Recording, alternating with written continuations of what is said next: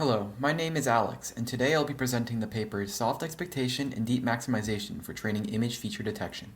Our paper introduces a novel method of training an image feature detector using deep learning for the purpose of better 3D reconstruction and pose estimation, among other things. Okay, but why? Why apply deep learning to key point detection?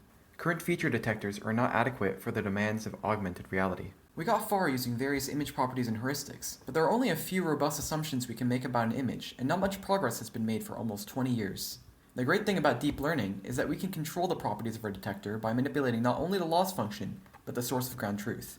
We utilize this freedom to think about image features in terms of their reprojection in 3D space, rather than working solely in image space. Today, we present a novel method that allows us to train our detector by optimizing the repeatability of the features it detects in 3D space. For those familiar with Superpoint, it may be helpful to think of our method as an iterative, homographic adaptation extended to 3D space, but without magic point. However, I'll be explaining our method as an EM algorithm. Take note that, for training, our method requires a voxel map of the scene as well as known poses for images within the scene. Here's the overview of the method, over which we iterate 10 times. We start the expectation step by performing inference with our current detector to obtain repeatability estimates in image space.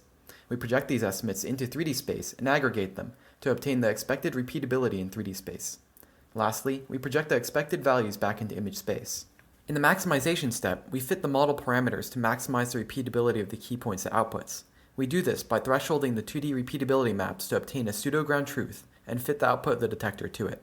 We can see here how the model output and repeatability values change at each step. Here's our results. We achieved state-of-the-art results on H-patches. In 3D reconstruction, we outperform other deep learning methods, but not SIFT. We believe that our method is a powerful tool for training key point detectors, providing new ways to control their characteristics. Thank you for watching. For more details, please read our paper.